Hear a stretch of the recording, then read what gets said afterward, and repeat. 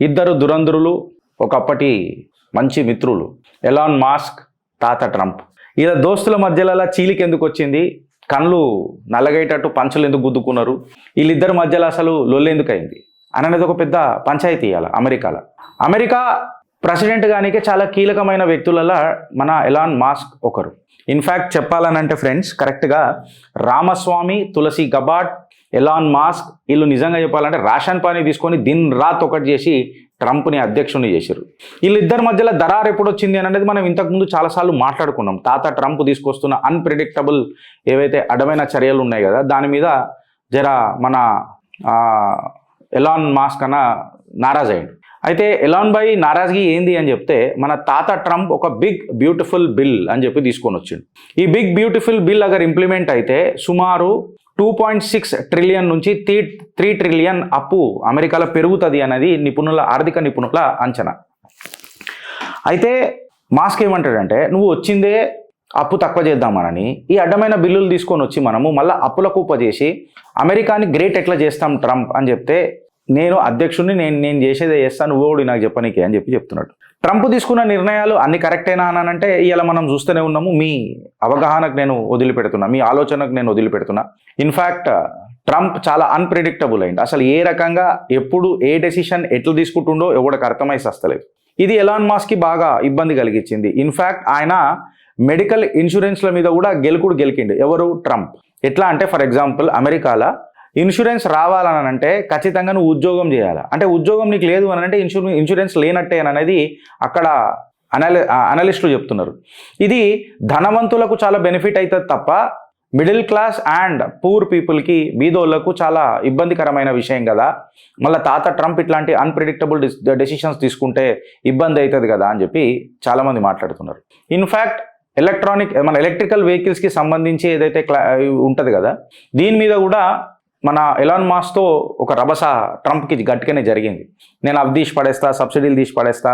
ఇక దాని తర్వాత వాళ్ళిద్దరు ఒకసారి ఈ బిగ్ బ్యూటిఫుల్ బిల్ మీద డిస్కషను, దాని తర్వాత కళ్ళు నల్లగేదాకా పంచులు కొట్టుకునుడు, ఇవన్నీ మనం చూసినాం.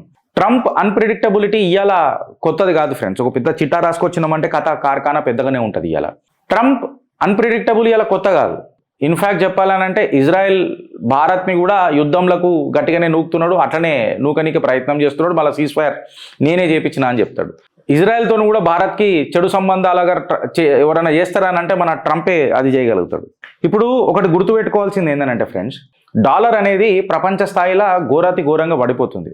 ఎప్పుడైతే డీడాలరైజేషన్ ప్రపంచం మొత్తం డిక్లేర్ చేసిందో, వార్ ఆన్ డాలర్ డిక్లేర్ చేసిందో, వెనకటికి ఏం చేస్తుండే, మేము డాలర్లు ప్రింట్ చేస్తాం, మా జిందగీలు నడుపుతాం, మాకు దునియాతో సంబంధం లేదు, డాలర్లు గుద్దుతాం, మా దందలు నడుస్తాయి, మా దేశం నడుస్తుంది, ఇట్లా ఉండే. ఎప్పుడైతే డీడాలరైజేషన్ దేశాలన్నీ డిసిషన్ తీసుకుని మొదలెట్టినాయో, డాలర్ ఇవాళ 10% పతనమైంది. ఎక్కడైతే డాలర్ 10% పతనమైందో అక్కడ గోల్డ్ 25% పెరిగింది. ఇన్ఫ్యాక్ట్ యూరో ఏదైతే ఉన్నదో నాకు తెలిసి ఇప్పుడు లేటెస్ట్గా 10% కాదు 25% డీడాలరైజేషన్ అయింది. యూరోప్ పెరిగింది.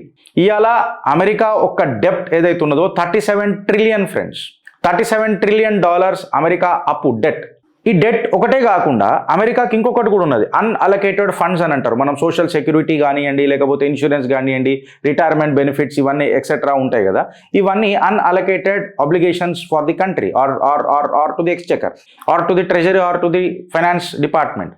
ఈ అన్అలొకేటెడ్ ఫండ్ ఏదైతే ఉంటుందో, ఆబ్లిగేషన్స్ ఏవైతే ఉంటాయో అమెరికాలో $162 ట్రిలియన్స్ ఉన్నది.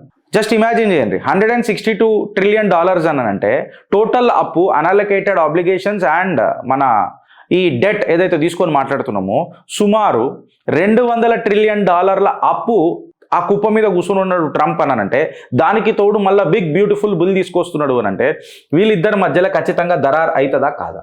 ప్రజలను ప్రయోజకులను చేయాలనే తత్వం ప్రభుత్వాలది ఉండాలి తప్ప అప్పులు తీసుకొచ్చి పప్పుకూడు తినుడు అనేది కరెక్టా అని అనేది ఇవాళ అందరూ అడుగుతున్నారు.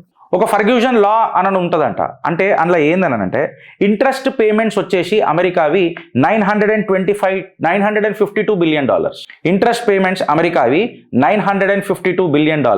అందులో వీళ్ళు డిఫెన్స్ కోసం ఖర్చు చేస్తున్న ఏవైతే సపరేట్ బడ్జెట్ ఉంటుందో ఇంట్రెస్ట్ పేమెంట్లు కాకుండా, డిఫెన్స్ బడ్జెట్ వచ్చేసి సుమారు $895 బిలియన్. అంటే ఇలా ఇంట్రెస్ట్ పేమెంట్స్ ఏదైతే $952 బిలియన్ ఉందో అది డిఫెన్స్ బడ్జెట్ కంటే ఎక్కువ ఉన్నది. ఫర్గ్యూజన్ లా ఏం చెప్తుంది అని అంటే ఏదైతే సూపర్ పవర్ డిఫెన్స్ బడ్జెట్ కంటే ఎక్కువ ఇంట్రెస్ట్ పేమెంట్లు కడుతుందో అది సంకనాక్తుంది అని చెప్తారు. ఇది మన భారత్కి కూడా వర్తిస్తుంది ఆబ్వియస్గా. ఇంట్రెస్ట్ పేమెంట్లు ఎక్కువైతున్నాయి అని అంటే డిఫెన్స్ బడ్జెట్ కంటే ఆ ఆర్థిక వ్యవస్థ సర్వనాశనం అవుతుంది. దీని మీద భారత్ కూడా ఎట్లుందో మనం ఖచ్చితంగా చేద్దాం. ఇప్పుడు అమెరికా సూపర్ పవర్ అనే ఏదైతే ట్యాగ్ ఉండదు చూడు, హ్యాష్ ట్యాగ్ అని, అక్కడి నుంచి ఇక పతనం మొదలైందా అని చెప్పి ఇక విశ్లేషకారులు మాట్లాడుతున్నారు.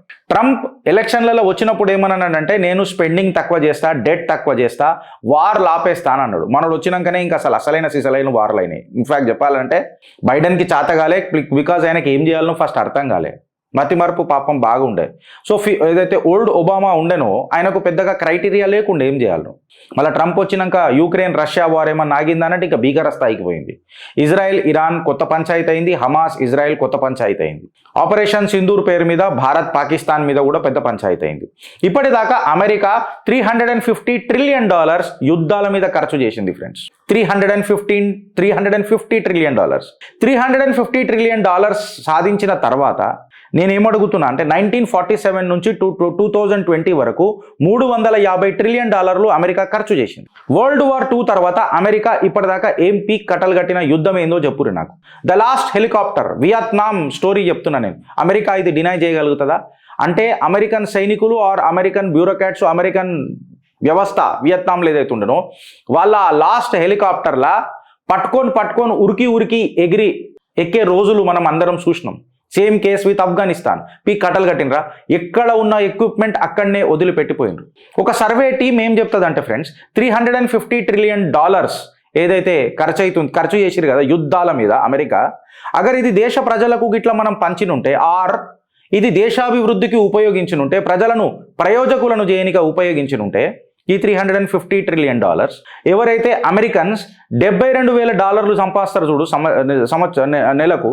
సంవత్సరానికి, వాళ్ళ ఇన్కమ్ $1,35,000 పోతుండే యాన్యువల్లీ అని చెప్పి ఆ సర్వే చెప్తుంది ఫ్రెండ్స్.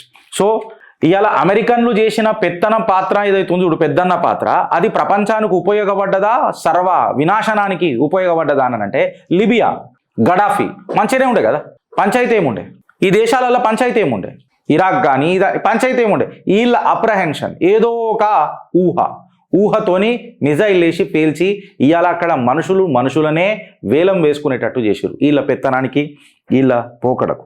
దీనివల్ల అమెరికన్స్ ఎవరికైనా బెనిఫిట్ పొందిర్రు అని అంటే వాళ్ళు కూడా ఏం బెనిఫిట్ పొందలే హానెస్ట్లీ. ఎవరన్నా బెనిఫిట్ పొందిర్రు అని అంటే కేవలం మిలిటరీ కాంట్రాక్టర్లు. అమెరికన్ ప్రజలకు మిగిలింది గుండు సున్నా ఫ్రెండ్స్. ఇవాళ ఎలాన్ మాస్క్ ఏమంటుండంటే ఈ అప్పు డెట్ అనేది ఖచ్చితంగా కొట్టిపడేయాలా అని చెప్తున్నాడు.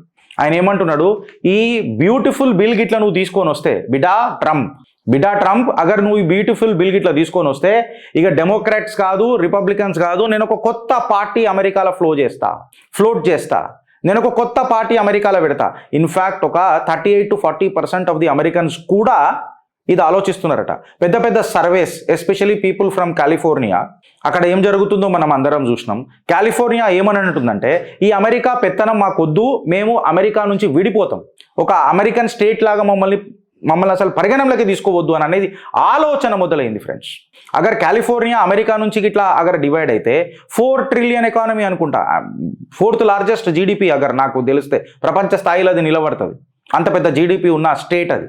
అయితే అమెరికాలో ఇది పాసిబులా గిరీష్, మళ్ళా ఇది రాజ్యాంగం ఉన్నదా అని అంటే according to the supreme court citations of America, ఏదైతే స్టేట్ల బాగా మూవ్మెంట్ అవుతుందో అంటే రెవల్యూషనరీ మూవ్మెంట్లు అవుతాయో, లేదా 4-5 స్టేట్లు కలిపి ఎస్ కాలిఫోర్నియాని మనము ఇక స్టేట్ నుంచి తీసేద్దాము అని అంటే ఆ హక్కు కాలిఫోర్నియాకు వస్తుంది, అమెరికా స్టేట్ నుంచి పక్కకు జరిగిపోవడానికి. ఇప్పుడు కంప్లీట్గా America blue states and red states లాగా డివైడ్ అయిపోయింది. Blue states for Democrats and red states for Republicans. ఇక న్యూయార్క్ల మమ్దాని గురించి మనం చెప్పనక్కర్లేదు. ఇక ఎలాన్ మాస్కా లేదా మమ్దాని అని అంటే మన ట్రంప్కి ముల్లా మునీర్ గారిని కలిసినాక ముస్లిం అపీస్మెంట్ ఎక్కువ పెరిగిపోయింది. ఆబ్వియస్గా మమ్దానిని జేబులో పెట్టుకొని పోతాడు. సో ఇక అమెరికన్ ప్రజల జీవితం ఏడదాకా అవుతుంది, ఏడదాకా పోతుంది అని చెప్పి నేను ఇలా మిమ్మల్ని అడుగుతున్నా ఫ్రెండ్స్. వీడికి ఆగిపోయిందా అని అంటే వీడికి ఆగలే. ఇవాళ అమెరికా తాత ట్రంప్ కొత్త బిల్లులు తీసుకొని వచ్చిండు. డీనేషనలైజేషన్ పాలసీ అంటే ఇన్ని రోజులు H1B వీసా మీద కష్టపడి అమెరికాలో ట్యాక్సులు కట్టి వాళ్ళ సంసారాలు ఆడ పెట్టుకొని వాళ్ళు ఇల్లులు కట్టుకొని ఆడ సెటిల్ అయ్యి గ్రీన్ కార్డ్ ఇగొస్తుంది అగొస్తుంది అని వెయిట్ చేసి తద్వారా లాస్ట్కి అమెరికాని గ్రేట్ చేసే ఒక నేషనలిస్టిక్ లీడర్ కావాలని చెప్పి అమెరికన్స్ ఆలోచించిన తర్వాత ట్రంప్ని ఒక లీడర్ చేస్తే ట్రంప్ వచ్చి మైగ్రెంట్లను నిలగొడతా, ఇల్లీగల్ మైగ్రెంట్లను నిలగొట్టు, అందరు సపోర్ట్ చేస్తారు ప్రపంచ స్థాయిలో. కాకపోతే నువ్వు నేను వీళ్ళకి ఇలా పుట్టిన పిల్లలకు మనం గ్రీన్ కార్డ్ ఎందుకు ఇవ్వాలా? తాత ట్రంప్ ఒకటి నువ్వు అర్థం చేసుకో, నా భారతీయులు H1B వీసా అగర్ వాళ్ళ ఆడికైనా వెళ్ళిపోతే నీ ట్యాక్సీలు ఎవడు కడతాడు? ఇవాళ నువ్వు ఒక $1 ట్రిలియన్ సంపద ఉన్నది నీ దగ్గర, ట్రంప్ $1 ట్రిలియన్ సంపద ఉన్నది కాబట్టి నీకు నడిచిపోతున్నది. బట్ నీ పెన్షనర్లకు అమెరికన్ పెన్షన్దారులు ఎవరైతే ఉన్నారో వాళ్లకు నా భారతీయులు H1B వీసా హోల్డర్లు కష్టపడి చెమటోడ్చి కడుతున్నారు, ఇల్లు కొనుక్కుంటున్నారు. అగర్ అమెరికాలో అలా భారతీయులే లేకపోతే నీ రియల్ ఎస్టేట్ ఏడాదాకా అవుతుందో ఏమవుతుందో ఒకసారి చూడు. ఇలా ప్రపంచ స్థాయిలో అమెరికా ఏం సాధించింది చూడు. నీ రియల్ ఎస్టేట్ మార్కెట్ ఏడిపోతుంది చూడు, నీ ఎకానమీ ఏడిపోతుంది చూడు. ఫ్రెండ్స్, మీరు డాట్స్ కనెక్ట్ చేయండి.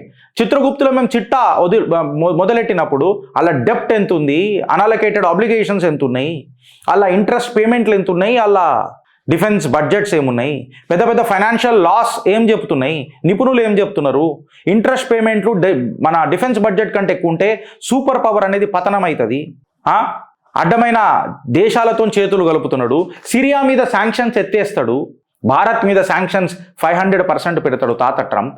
ఇసుంటి తాత ట్రంప్ ఒక ప్రెసిడెంటా లేకపోతే పాపాత్ముడా అని చెప్పి అలా ప్రపంచ దేశాలు అడుగుతున్న ఫస్ట్ క్వశ్చన్. సెకండ్, తాత మతిస్థిమితం కరెక్ట్గానే ఉన్నదా? తాత కరెక్ట్గానే బిహేవ్ చేస్తున్నాడా? ఈ అన్ప్రిడిక్టబుల్ నేచర్ ప్రపంచానికి ఒక పెద్ద, నిజంగా చెప్తే ఇది పెద్ద అణుబాంబు తయారైంది అలా ప్రపంచానికి మొత్తం. ఫ్రెండ్, అన్ప్రిడిక్టబుల్, ఎరాటిక్, ఏం ఆలోచిస్తాడో తెలియదు. దీని మీద మీ అమూల్యమైన అభిప్రాయాలు జర చెప్పుర్రి ఫ్రెండ్స్.